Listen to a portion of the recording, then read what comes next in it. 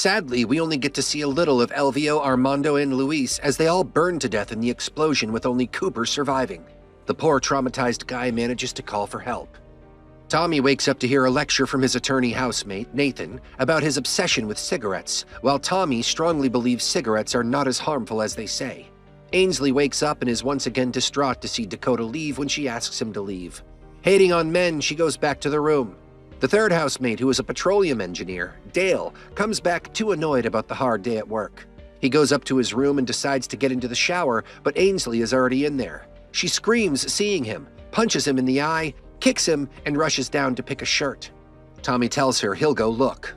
He finds Dale lying on the bathroom floor, asking him if he needs help. He tells her Ainsley is his daughter. Dale tells him to teach his daughter the concept of door locks so he doesn't have to go through another arrhythmic episode. Coming down, Tommy introduces Ainsley to Dale and Nathan, and reminds her that he lives with them, so everyone should make use of the existence of locks from now on. Tommy then gets a call from Walt and rushes to the site of the explosion. He calls Monty on the way, updating him about the blowout and how he is routed to see if there was crew on the site or not. Tommy also tells Monty to get a rental car for the attorney they called for the TTP case, and how he has a room in the house for it. After the call, Tommy feels frustrated because the blowout means more expenses and probably another case on them.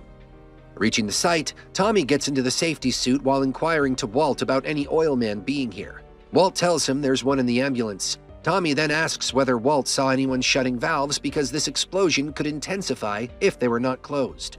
Walt tells him he did not see anything of that sort. Going to the ambulance, Tommy asks Cooper how he is and gets to know about the situation and how his 3 friends lost their lives at the same time. He inquires about the valves from Cooper, but he has no idea what Tommy is talking about. Taking the hammer, Tommy goes to tighten the valve shut at the well. In hitting the hammer to the pipe, he ends up hitting it on his hand as well. Once done, he goes to sit on the trunk of the truck. He smokes a cigarette and drinks some Dr. Pepper before deciding he is ready to go to the hospital for his brutally injured pinky finger. Rebecca Falcone reaches Hamilton to deal with the TTP truck explosion case instead of Clay Chandler, who these guys were expecting. She goes to get the rental car and is provided with a sedan. Going back, she asks for something that's less eye-catching when she drives it. Pretty humbling when she gets to know she won't stand out in a sedan in Midland. In the hospital, Tommy calls Angela and tells her about Ainsley and Dakota breaking up. He also tells her about Cooper getting hurt and currently being examined. When he shows her his hand being the reason he is in another room, Angela mocks him for making it about himself. Tommy uses the amazing pass he got for divorcing Angela so that he can cut her off any time when she is talking stupid. So he cuts the call on her, telling her he will update her later. When the doctor comes in, Tommy shows him the hand and tells him to cut the smashed part of his pinky finger, as he doesn't plan on getting surgery to reattach it. The doctor doesn't suggest that, but then he says he will get a surgeon to do it. But impatient Tommy cuts it off with a nail cutter in front of the poor young doctor and tells him to get the surgeon now to stitch the wound up. Instead of waiting there for the surgeon, he goes to see Cooper in the ER. While walking there, he receives a call from Walt, telling him only one body was found, and that too so burnt out that it is unrecognizable which one of the guys he is. Tommy meets Cooper and tells him his counts as about 300 reasons why he should find a better means of living. But Cooper seems to find offense in sitting in an office and selling computer chips.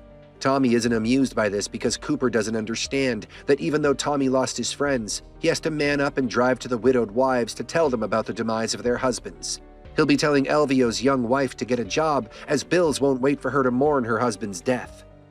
Tommy then calls Monty, reporting that the old rusty valve leaked when it was jacked with a hammer to be fixed, and a spark created by the hammer caused the blow-up. He tells Monty about who they lost and then suggests paying $250 to each family. While Monty gets busy with some family stuff, an officer shows Tommy the no smoking sign. Tommy doesn't care, but just to get him off his back, he throws the cigarette away. The officer has nothing to do to pester Tommy about the littering now. He keeps nagging Tommy to cut the call, but Tommy is finishing up his chat with Monty, who agrees to pay the amount to get the families by for a while. The officer's attitude is of no use anymore, as Tommy's ride comes by, who happens to be Sheriff Walt. However, during the car ride, Walt suggests buying the guy a beer since he has a mean memory and Tommy's business needs him on the nicer sides for people. Tommy calls Nathan to prepare the paperwork for the victims' families. Nate asks for the name and gets to know the names belong to his friends. This makes him need a beer to settle the thought. On the sidelines, Ainsley's carelessness seems to be a bother for these men, as she is a solid distraction for the old men living alone. Nate makes the wide decision of choosing seats that leave Ainsley out of sight of him. Seeing the police car with Tommy, Luis's wife knows what's coming, but she never expected to lose all three of them together. Later, Tommy is having a beer while the bartender keeps pestering him about this still being alcohol since Tommy mentioned he quit drinking. He first gets a call from Angela, who inquires about Cooper and then tells him she feels guilty about not coming there. Tommy increases her guilt a little before the two once again get into mocking each other and end the call. He then gets a call from Rebecca, who comes to visit him then. The two of them are straight into a banter as Rebecca, for some reason, is offended for being called a lady, and Tommy questions her audacity because people like her protest terrorists, so he is giving her the leverage by categorizing her as a human. However, he still apologizes, telling her he's sore about losing friends. Rebecca apologizes, unaware that the victims were his friends. Going to the site of the explosion, Rebecca asks about the reason, so Tommy tells her how it happened. Rebecca questions the risks involved in making them fix an old valve like that, but Tommy's reasons that's only how people with felonies earn well enough. She reminds him he has violated laws by creating such unsafe work environments, but Tommy reminds her the entire oil industry needs to be sued then. After a pause, Rebecca tells him she's on his side, and if that's not the most blatant lie for Tommy.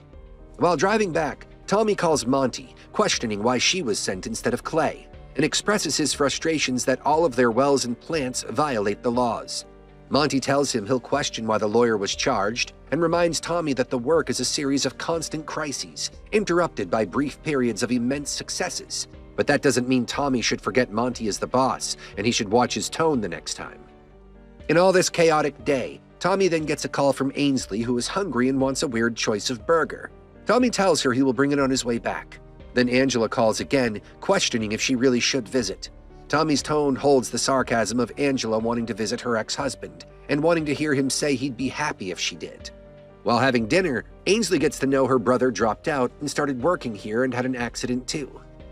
Ainsley ignorantly calls him a loser, making Tommy mad, who tells her that there are two kinds of people: dreamers and losers. Failures travel to the west to succeed, but they are all thieves now, and the remaining dreamers come here now. He asks what she's going to be, which she says a dreamer. Tommy points out that first attempts are always failures, so would that make her a loser then? Leaving her to think about this crude statement she made for her brother and indirectly father, Tommy leaves to sleep on the couch. The next day, he picks Cooper up from the hospital, but gets into an argument with him too during the ride.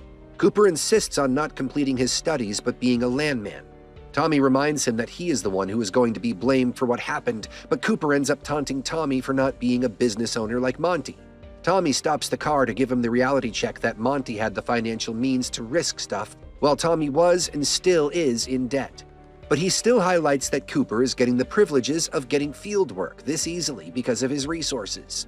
Cooper mends his behavior and then requests to be signed by another crew, even though people will blame him for what happened. Tommy agrees eventually and drives to get some drinks with them.